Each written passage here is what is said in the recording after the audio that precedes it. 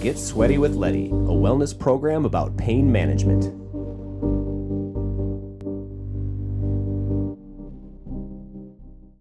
Hey everyone, today we have one of the most decorated women's hockey players in Minnesota history, Taylor Williamson. Taylor is the all-time leading scorer for Edina High School hockey, and she also won a national championship with the University of Minnesota. But right as her career was taking off, she was dealt 2 major injuries that many athletes don't come back from. But she did, and I'm excited to hop in the sauna and hear all about her amazing story.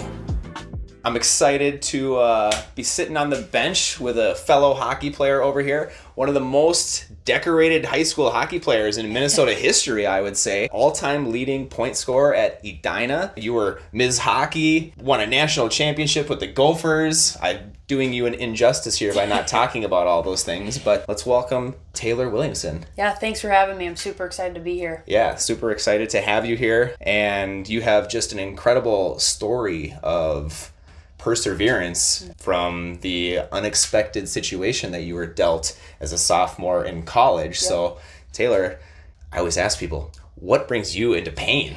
Yeah, I mean, like you said, it was extremely unexpected. I kind of tell people it's everyone in their life has those moments where your life is never going to be the same. And for me, that kind of started my sophomore year of college. Towards the end of the season, you know, as a college athlete, there's so much on your plate. You're worried about your performance. You're worried about keeping up with your academics. There's your social life. You know, there's all those things. And, you know, as the season was going on, I noticed I was having difficulty speaking at the end of the night. And so it was funny because I thought it was 2 things. 1, stress. And 2, it was almost creating an allergy from the repetitive meals you're having every day as an athlete. Because when you know something works, you don't change it. So I was like, maybe it's an allergy. Like I had no idea. But long story short, after about a month of experiencing that, I finally went into the doctor. It was an old teammate's mom who's she is I'm trying to think of the proper name for her. She's kind of like a naturalist, like, you know, a naturopath. Yeah, like, but she's still like a Western medicine like doctor. Cool. So she is going through every single possible test that you could think of, and she finally says, you know, like, you have a history of concussions. Have you ever had an MRI of your brain? And I said, no, I haven't. And she said, okay, you know, let's get that done. We're gonna rule that out as well. So we get it done, and next thing you know, my mom and I are sitting in our little office there for over an hour. And Dr. O comes back in, and she just sits down, and she pulls up the MRI, and there's a massive white spot. Oh man! Sitting on the right side of my brain on that computer screen, and it is one of those punchy in the gut moments, right? Mm-hmm. It explained why she had taken so long, and what I'm so grateful for her about is she came in with answers. She came in with a plan. Sorry, it took so long. You have what's called an arachnoid cyst sitting on the right side of your brain, and it's going to require emergency brain surgery. So I have already connected with Dr. Bamidi, who is, like, he has done his life study in being able to remove that. So he's a neurosurgeon. I'm going to have you head over to Methodist Hospital in Hopkins, Minnesota, and you're going to be entering the operating room. So, like, this is all just snap of a finger, pretty much. It was a Tuesday. Huh. The day before, people probably know the name Cal Dietz. He's the strength coach at University of Minnesota. He's kicking my butt on a Monday for spring training, you know, and all of a sudden my life has just changed. And, you know, luckily the stars really aligned in obviously having Dr. Bamidi, the neurosurgeon I had, only left a very small incision back here on the backside of my skull. They were able to successfully remove the cyst, and then it was just the path to recovery. So, you know, you recover like any normal person that undergoes brain surgery does. It's long, it's grueling, and it takes about a full 6 months.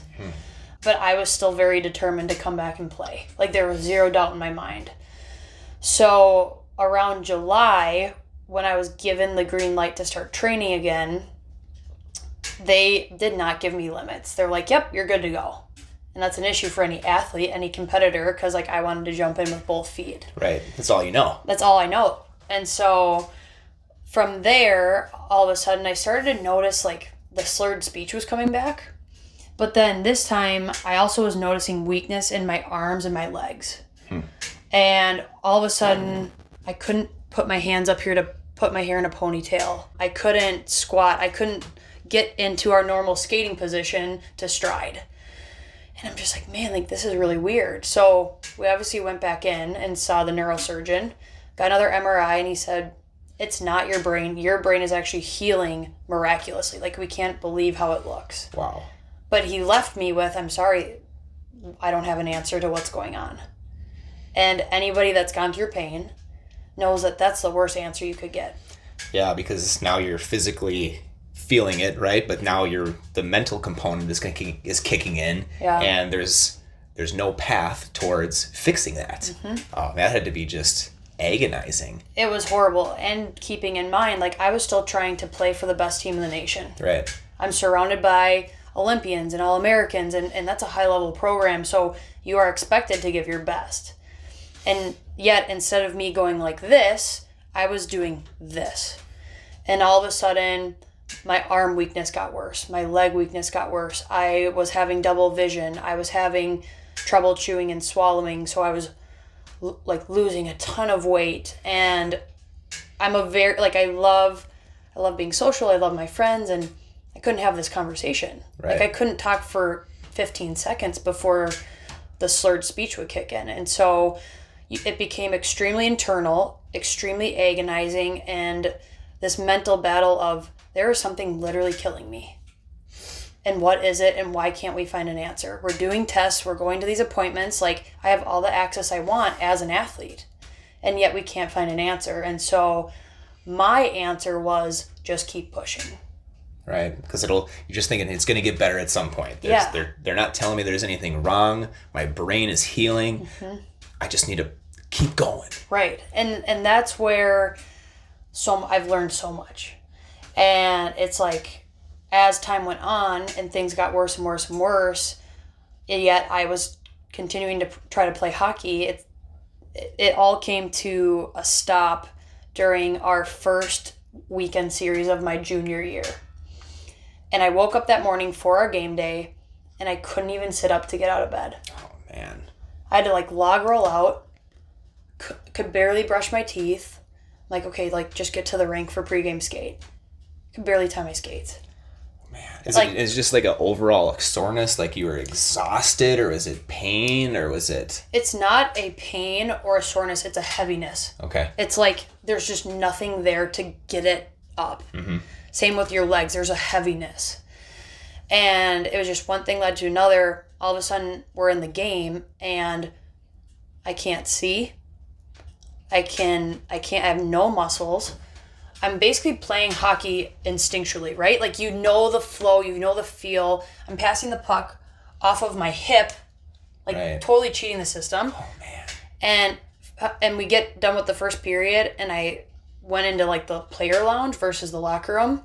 And luckily, my captain came in after me. She's one of my best friends, and she just said, are you ready to be done? And it's just kind of one of those, like, statements that, like, is always going to live with me of, like, are you ready to wave the flag and actually get help? And I just was like, yeah. Like, I had to shake my head because I couldn't communicate. Right.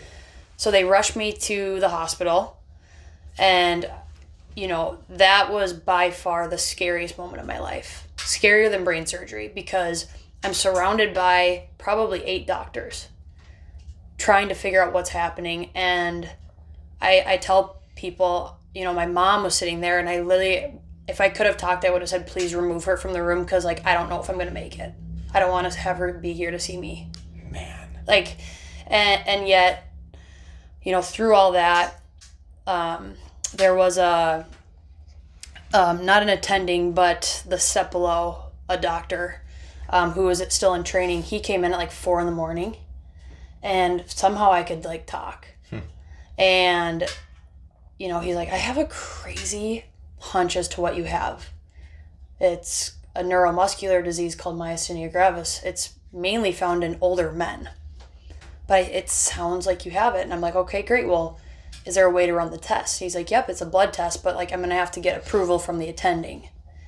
And the attending didn't think I had it. So I said, I don't care. I trust you. Please run the test. Yeah. Long story short, the next morning I get released from the hospital. I move back home with my parents, eventually make my way back to campus. And so a week later in class, I get a call from the attending saying, Taylor, we just got your results back and you have myasthenia gravis. Man. What was that moment like? You know, faith is a massive part of my life. And it's actually because of that moment. I remember laying in the hospital bed with all those doctors around me, just saying, God, if you are who you say you are, who I've heard you to be, like, please just give them an answer. All I'm wanting is an answer. Yeah. And so when I got that call a week later, it was everything. It was actually the best news I'd ever gotten, which people kind of like laugh at because it's like, you just found out that you have an incurable disease and you're happy about it. And I couldn't have been more excited because it was an answer to a prayer, it was an answer to a mystery of what was happening to my body. Because now we could come up with a game plan. Now we could figure out, it wasn't about hockey anymore. It was about, how do I live life to the fullest? How can I experience life the way I want to live it? And it's something to fight in battle now, which I knew I had the ability to, the strength to do, the perseverance to do it. So, wow. Yeah. That is just out of this world, you know? To think that you're the top of your fitness level, the top of your game, and there's no specific incident that triggered anything. It was just time for it to show its ugly head, in a sense. Yeah, it's, you know, we all know it as athletes, right? We're raised to show no weakness. You know, there's all those aspects of you have especially as a hockey player. Especially as a hockey player. And so there is a balance of both, right? You want to present yourself to your opponent confident and all these things, but there's also a space where you can be honest and vulnerable and understand that, like, our bodies aren't perfect. And actually, the more you vocalize it, the more you can learn the skill of being aware of your body, the more beneficial it's going to be for you down the road. Yeah, absolutely. So. Yeah, if you can have just a full understanding of what's going on, then you're diminishing the power of the injury or the illness. Correct. Because it's not this unknown thing that is coming at you from all angles. It's now known, and now you're taking a different approach to focus on that and to get better, and that's huge. So what was the next step for you when you figured out, all right, this is what I have? What did you need to do? So that was when, you know, I got connected to a neurologist. So I work with the Health Partners, kind of that organization. And so Dr. Gugliani, he's my neurologist, and I'm so grateful for him because he knows how to heal or treat an athlete, and he understands my motivation and all those things. And so myasthenia gravis, like I said, is an incurable neuromuscular disease, but it can be treated through medication, through infusions, and now the path that I'm on is it can be healed through alternative ways of healing. That's awesome. But right in the moment, there is this huge necessity of, okay, you know what? We can get you communicating. We can get you, you know, lasting the day longer than like 8 a.m. to like 6 because it was so tiring to just do the simplest tasks. Like, let's elongate the time that you can be up. Yeah. Just like little 1% where you're like, okay, you know what? Like, the oral medication I'm taking is helping, or these infusions are helping me, you know, it's diminishing my symptoms and allowing my body to operate more efficiently. I got connected to Neil Sheehy, who we both know and work with. Oh, yeah. And the way that he was able to optimize and open up channels and help my body healing in that way was amazing. So it was kind of this, like, what I entered after we found out was this balance of a Western medicine and I want to call it Eastern, but just overall alternative healing, and how those can web together to literally achieve the impossible, which for me was to come back and play hockey. Wow. And I cannot wait to hear like how you're able to come back to play hockey. In the meantime here, I got to throw a log on this fire. Yeah. Keep this thing going because we are rolling. So Awesome. Let's take a little break. Perfect. Well, now that we're getting good and sweaty in here, Yep. let's resume our story. And I think we left off with the fact that you were diagnosed with remind me again. Myasthenia gravis. Myasthenia gravis. You can call it MG. People call it MG. MG, yeah. All right, cool. And now you've got the diagnosis, you've got a plan, and you're trying to get back to playing. So tell us how that process went. Yeah, so that's when, once we kind of got the balance of like medication every day and we got that sorted out, that was when I went and saw Neil Sheehy every single day. And so for me, it was the work that we did on the table there, the channels that he opened up throughout my body. That's where what I would consider where we saw miraculous healing. And all of a sudden, the reality of, oh my gosh, I might be able to play hockey again kind of came into the picture. It wasn't ever like the mission or goal. The mission was to live life. But now it was, okay, why don't we prove every single doctor wrong? Because you do research. The only other MG athlete known was a marathon runner. And their buildup is completely different than a hockey player's. Right. So, I talked with Neil and I said, what do you think? And he said, well, do you believe you can? I said, I do. And he goes, I do too. Let's do it. And he committed to it with me. And that's why I can't give him enough credit that he would never take. Of course. But he let me come on his go on the table every day. And we felt that healing. And luckily during that time, it was Christmas break. So everybody's home from college. So it was super fun for me because I was living at my parents' house in Edina. And my dad and I would go down to Walnut Ridge Park every day, just like we did when I was a kid. And it was learning the game all over again. Learning how to pass, learning how to lift a puck, learning how to stick handle, learning your edges, right? Learning those patterns where you need to be looking. It was retraining your body, and it was so fun.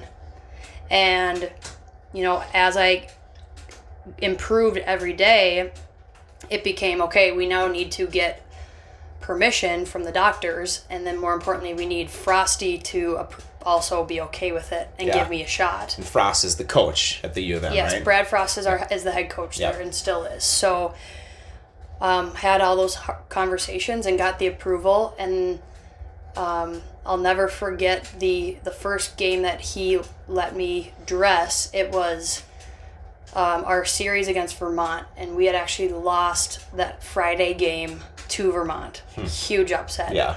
So I was in the stands. He comes up to me the next morning and says, we need you, your energy, your leadership on the bench, but you're not going to play. I need you to hear, you're not going to play.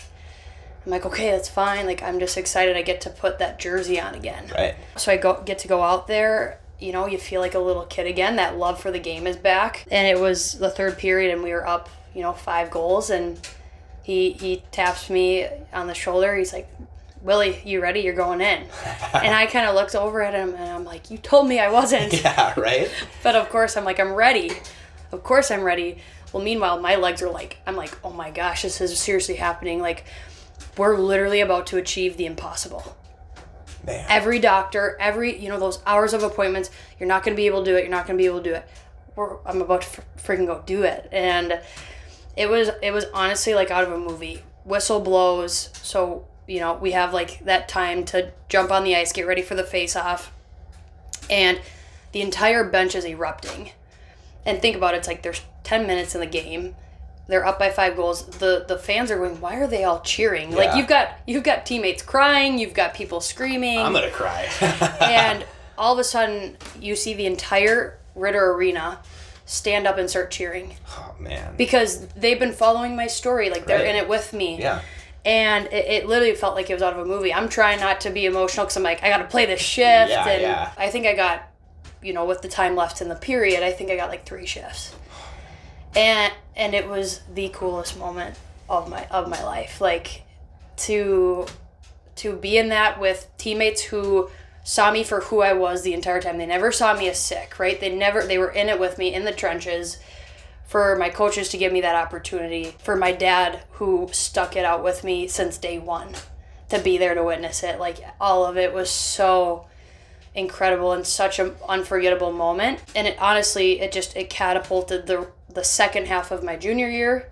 You know, I ended up climbing the lineup. I went from not just being spotted in, but being top 6, you know, being on special teams. And ironically, I started playing the best hockey I'd ever been playing in my life. Wow. And that, you know, that followed into scoring the game-winning goal to punch our ticket to the NCAA tournament. And then I had my entire senior year, you know, to play for, you know, a bigger purpose and to show people no matter what challenges are thrown your way, like, your body's resilient. And if your mind is willing to persevere through it, like, look at what you can accomplish. Wow. That is so amazing. Thanks. Wow. Congratulations for that achievement, because it's so easy to just accept your fate, right? And just say, okay, nobody's ever done this before, so I fall into that category. But you, through mindset and unique healing through Sheehy, which I would imagine he was squeezing your head and going in your mouth and working your neck really hard so that your brain was able to communicate with your nerves and your muscles and finish off the healing process. Yeah. It was huge. And a statement my dad had given me at one point, right, when I was really down and upset about things, you know, I'd say, you know, what about, like, I want to have kids. What about that? I never hiked the Grand Canyon. I want to hike the Grand Canyon, right? And I was talking to him about living life, and he said to me, T, MG is not going to define you. You are going to define MG. And I think that that's such a powerful statement, because whoever you are, you can replace MG with your thing. And I think when you choose to advocate for yourself, you know, feel empowered within your body and what it can do, it's like magic. And that's, you know, with the athletes that I work with today, that's really a message that I try to give them, is to understand how resilient you really can be. It's your body that's strong, it's your mind that's weak, and you need to be able to recognize that and help strengthen your mind. Wow. That is incredible. Yeah. And MG almost stands for magic for me, because you just magically were able to you know, not put it aside, but not let it define you, right? It's your will and your strength that defines who you are. For sure. That's so incredible. So, and now your purpose is carrying that on and teaching players, you know, professional athletes, collegiate athletes, how to harness their capabilities, right? Yeah. So I'm lucky enough through the journey I had post college. 3 years ago, I got connected to Adam Oates. And so for all you hockey fans, you know the name. He's one of the greatest who have ever played, NHL Hall of Famer, you know, over 1,400 games. You know, he's legend. He's a legend. And he has created his own unique niche within the game of being a skill development coach for the best players in the world. You name your favorite player, he's probably working with them. And his knowledge, the way he views the game and the way he wants to help players, it's incredible, because what I feel like I've experienced as a player and through my health, I'm able to take those concepts he's taught me and now help, you know, all the women and men that I get to work with, both from a high school, collegiate, and, like you said, professional level. That's so empowering, and it's exciting to see that there are avenues in sport where they are just trying to harness the best person in you, you know, not trying to just say hockey. It's here, let's show you what you can do and how that can translate into you being a better player. It doesn't matter if you're Sidney Crosby, Connor McDavid, Nathan McKinnon, Nikita Kucherov. You could be a Pee Wee AA hockey player. And our number one thing at Oates Sports Group is player safety. We want to keep you safe. And a part of that is, you know, the tool that you use to play, right? So we talk everything from curve to your vision to the movement and ability to pick up a puck, to control a pass, to shoot. all of those little details matter. And we have, created drills and tools to help a player learn that within their body, because no one's understood how you can teach that and how you can incorporate that.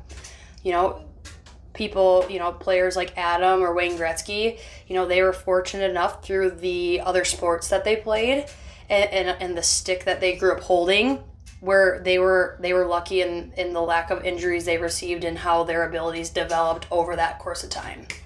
So it was really is a unique proactive approach to longevity in a sense, right? Because I've talked about it a lot where our society is so reactive to things. You don't do anything until something happens to you, or you just stay the course until something happens to you.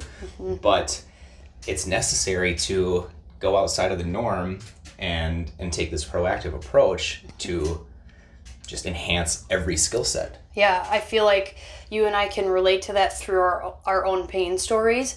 It's, okay, are you hearing your message and are you only hearing it? Or are you hearing it and wanting to do something about it? Doesn't matter if it's with pain or with your career, right? So for these professional players, like, I'm fortunate enough to work alongside Grace Umwinkle. She was proactive in understanding, okay, this is what I need to grow in. These are the areas. Well, okay, here's how we're going to get there along the way. These are the things that we're going to have to change. This is what you're going to have to work on within your body based on previous injuries. And, that being able to, work one-on-one, have those, deep and tough conversations.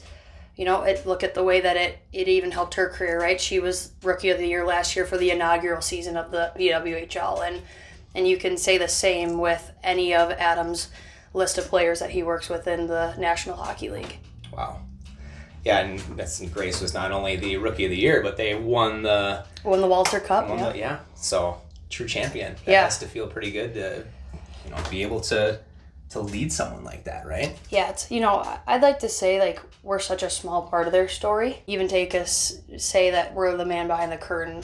That's her work, right? That's her hours and dedication and time that she put in.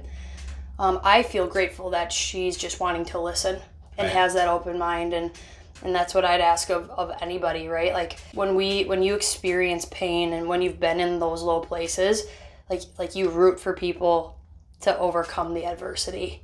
And so for me, I just think it's why it's my passion. I love getting to see players wrestle hard things, whether it's with their body or dynamics of a team or whatever it might be, like to see them wrestle that and help give them those tools to overcome it. It's like, it never gets old. It's super rewarding. And anytime everybody overcomes that, they're more powerful and stronger than they were before. So I just commend you for being able to, persevere yourself and then take those tools and continue to help. So yeah, well, thank you. I feel like you're doing the same, right? Like, if we can even start that little ripple effect within the pain community, within the hockey community, whatever it might be, like, it's going to be amazing how hopefully over time we're going to see, that message and those lessons be experienced, and then it's just going to keep growing from there, hopefully. So yeah, Taylor, I gotta say that everything that you're doing, everything that you're saying here is music to my ears. And the next thing that's going to be music to my ears is going into a cold plunge. Let's do it. So let's go relieve our sweat here. Awesome. Get a little cold, come back in here and wrap this thing up. Perfect. All right. Sounds good. Let's do it.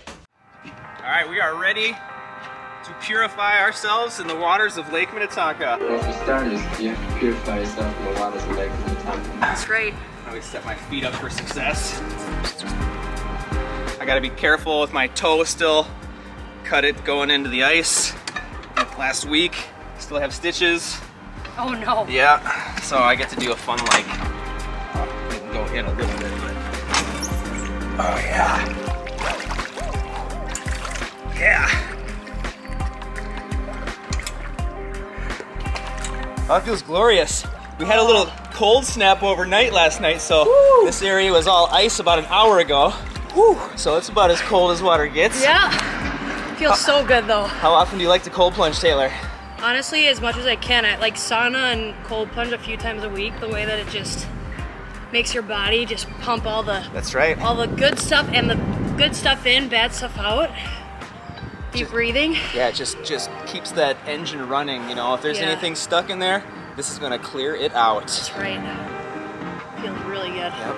Take a couple years off our face. Whew.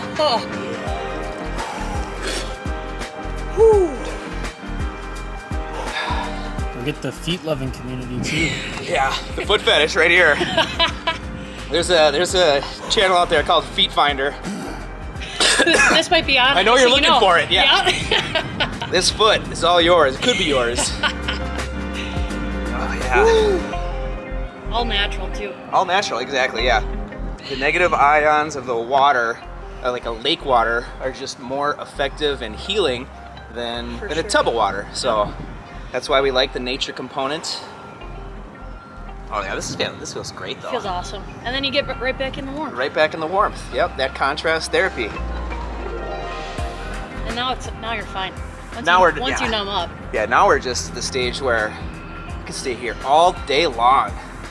We're not. We probably could break the record, but we don't need to shoot for the record of being in here. Yeah. Us hockey players, we handle the cold just fine. No doubt, no doubt. Have you ever been in a sauna cold plunge, like out of country or anything that you're memorable? You know, so when I was in high school, I actually started cryotherapy. Oh, nice. That's where I really started to love the cold, and to be honest, I like that even better than a cold tub, but you don't have the luxury of that. Right. But all of college, it was doing that contrast, hot and cold, hot and cold. And then now, you know, being out of college, you just can make your own, right? Like, all these gyms, like you have access to a sauna, and then if they have a cold tub, great. If not, you can make it at home. Yeah. So. I love it. Yeah. It's a thing of beauty, the cold plunge. Yep. Way too many people are afraid of it, but you just need to rip it off like a Band-Aid. Do it.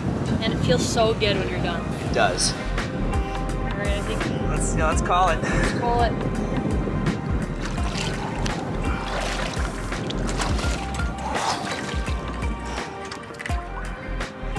Well done. Feels so good. Trying to protect my toe.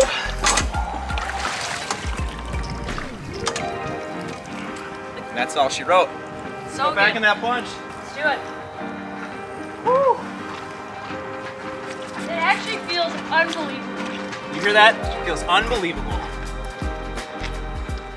Well, we are back in the glorious sauna after a wonderful cold plunge. Taylor, how are you feeling after that cold plunge? So good. Again, it's hard, but it's like the best feeling when you're done. Oh, it is such a good feeling. When you come right back into the sauna and you're like trying to get warm, you're still cold, and that subtle moment when you do get warm again, and then you get that drive to go back in the cold plunge. Yeah. Oh, I love that. Yeah, it's the best.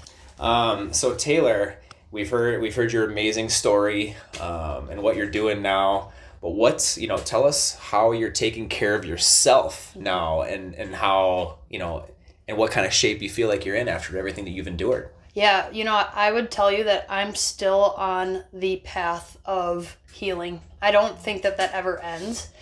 But what I would tell you is it's the best I've ever felt. So with myasthenia gravis, there is that component and lifestyle of you do have to go in and get infusions and do things that are good for your body. But there's so many alternative things that I've incorporated with my food and the nutrition I'm getting, all the way to some cranial sacral therapy. And then, even there's a method called Feldenkrais, and the way that helps retrain the movement within your body, and how it's empowered me to be able to run half marathons, bike mountains in Colorado. Wow. It's the most active and empowered and strong I've ever felt. And so for that, I'm super grateful. So that, within my week, there's a little bit of that every single day, just to continue on that path that I'm on. I love it. Yeah, I always tell people as well that, pain management is a lifelong thing. Mm-hmm. Never get complacent with your pain, because you might just be settling for something and not paying attention to it, right? Yep. So I love that you mentioned that you're in a healing process for life, because that's how you should view life, is this constant healing and improving and enhancing. Yeah. I feel like we've figured out that normally what we're feeling and experiencing, it's caused from a different place in our body. Yeah. And it's honestly, it becomes fun. It's like a find and seek type of thing of, Yes. oh my gosh, it's been coming from there. I had no idea. And here's the external components as to why that's affected. It's so fun to learn, and you know, the more you learn it, the more you learn your body, and the more it kind of amazes you at the same time. Yeah, no doubt. And if you are an athlete out there that is looking to enhance themselves and learn about your body, I'd highly recommend you take a shot at Oats Sports Group and get in touch with Taylor, because she is changing people's lives one day at a time in all the right ways. Thank you. Yeah, and thanks for having me on. This was a blast. This is definitely a blast. So thank you, Taylor. Thank you all for listening to us today on Get Sweaty with Letty. Until next time.